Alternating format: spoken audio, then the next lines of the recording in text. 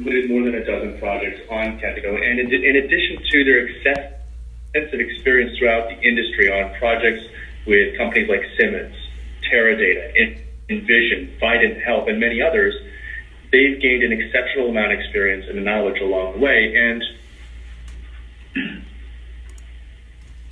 the client list is certainly long and impressive, including the ones that I've illustrated on this slide.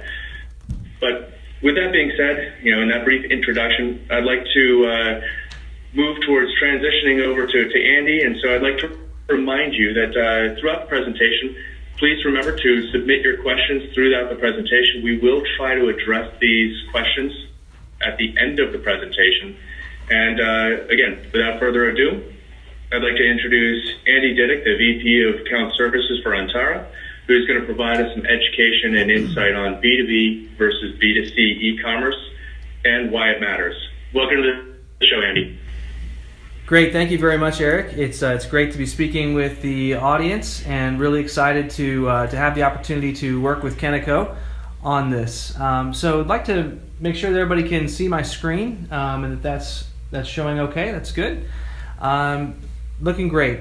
So as we get into this topic, the reason we titled it "It's Not Just Like Amazon" is because it's a common misconception that we often encounter when we're talking with clients, especially at the executive level, that they're thinking in broad strategic strokes about incorporating B2B e-commerce into their business.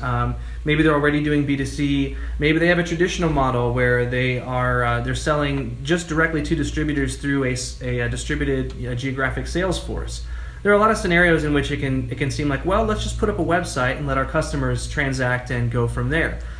Because it seems like it's something that's simple. Well, it's just like Amazon, right? We're packing stuff up and sending it off in one direction.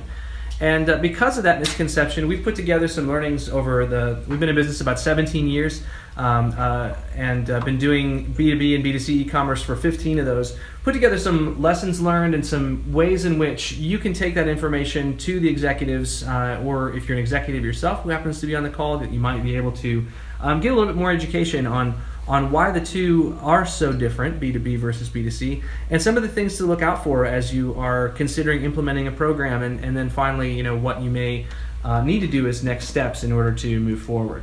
So that's actually what I say here in the next slide. I already covered that, what in all we're going to look at. And as a bonus, at the very end, we're going to show you an example of one of our customers that happens to be engaging both in B2B and B2C and B2B2C, which is a bit of a mouthful, but we'll show you how we're doing that for them with some great results here towards the end of the presentation.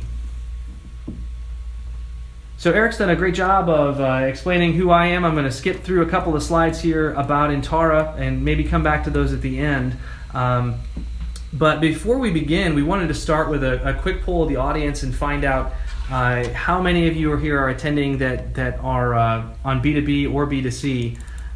So we'll look at if we go ahead and submit your comments through the chat and just say, is anyone currently engaged in B2B or B2C commerce at this time? We'll give just about 20 seconds here for people to locate their chat, put down their burrito if they're eating a late lunch, and find the chat box to be able to message us and let us know, are you in B2B or B2C? So it looks like as the results are coming in, this is great. Looks like there's a pretty even split here, which is really cool. So we'll be able to here comes a few more. Okay, yeah, we're about even, which is fun.